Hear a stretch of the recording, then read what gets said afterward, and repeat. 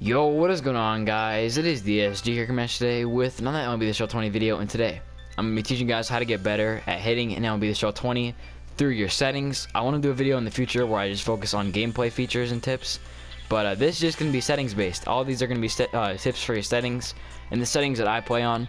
I do have like around a 300 batting average, so I'm obviously not the best, but I'm not the worst either, so I think I can give you guys some good tips. The biggest tip I can give you for sure is to use one of the strike zone camera angles. I wouldn't really use strike zone high or offset. I would just use one of these three, either strike zone 0, 2, or 3. I would definitely say this version of strike zone is the best because it is the closest one to the plate, and it gives you a better view on whether a pitch will be a ball or a strike. So I do prefer just normal strike zone. Let's see here. I mean ball trail, that doesn't really matter. Zone, oh my gosh, if you're not using zone hitting, you're gonna do terrible. This is debatably the most important feature besides the camera angle to get better at this game. I mean, zone hitting is the way. I think a lot of you guys know this, but zone hitting 100% is the way to go. I use buttons just because easier to time the pitches. Flick, yeah, that's, wait, I don't even know what this is for. What is this for? I have no idea what that's for actually. But this, okay, this is the interesting one. What do I use for like the customizable PCI? This is what's worked for me. I've used basically every single one of them, and I find that using the starfighters for inner and outer are the best ones. I've been hitting the lab. Okay, I did it before when the game first came out, and I've 100% realized the starfighter is the best one, just for me at least. Remember, these are all just my opinion, but I think obviously some are better than others. Like some of these are terrible. Like I don't know, like what is it? I forget which one it is. One of them is really bad. It's garbage. Circles is really good to use just because you can kind of, a circle is obviously the shape of a baseball, so you can kind of match the PCI with the ball a little bit better. Diamond isn't bad. I don't know what altitude is. Oh, I think it's like the lines. So yeah, that's that. Don't use none though. Definitely don't use none, because I mean these circles will. It's like what was it? I think it was wedge last year. You know how I had that little circle in the middle and the half circle on the outsides? I think everyone liked wedge because I had that circle in the middle, so definitely keep the circles. It also gives you some intel on how, like, what the hitter is good at, whether you should be hitting fly balls, line drives, or ground balls. So yeah, would definitely recommend using circles.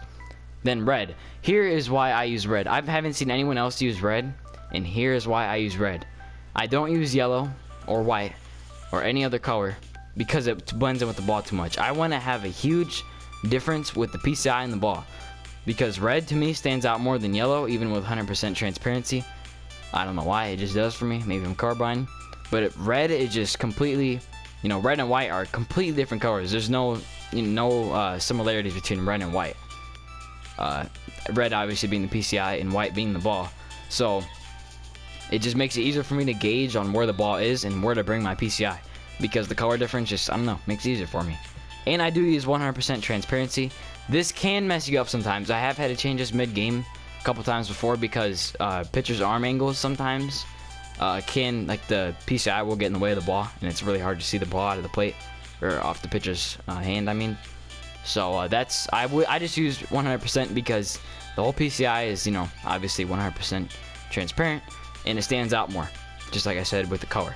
So that's, you know, kind of what I'd recommend for that. And then for the fade out, I just use outer because I don't want to have the whole PCI there. I just want to have the main, you know, barrel of the bat on the PCI.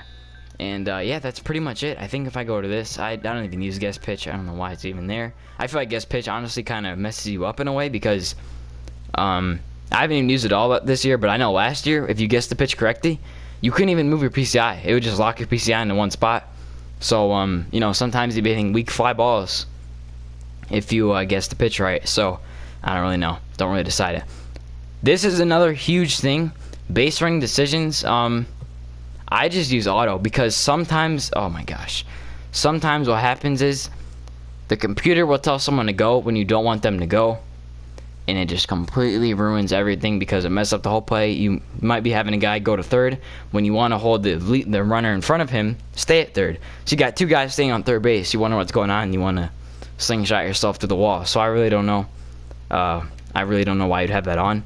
I know a lot of people have it on, they don't even know it, because I think the game automatically starts you off with assist.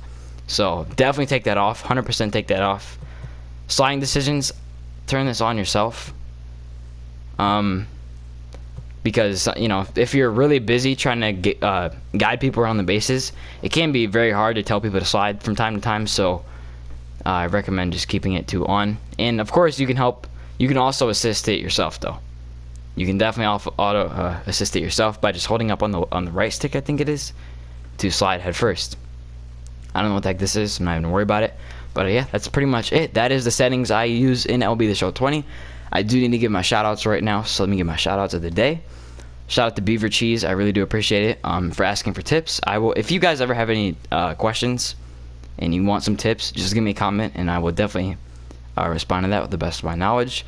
Shout out to Flash EJ for commenting on the last video, and shout out to XStevie 13X. Thank you so much for commenting on the video. I really appreciate it. Also, I do need to give a shout out to Twizzy. Obviously, I mean, that's just the man. Everyone, if you don't know who Twizzy is by now, you gotta know who he is. This guy is an OG.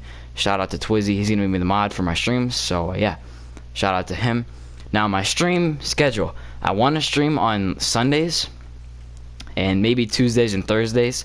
I don't know what time it will be, but if you ever want to know the time, look at the top comment on the last video, and I'll always have that comment pinned on when I'll be streaming, and I try to give you guys an hour to 2 hour notice, so just check in every once in a while.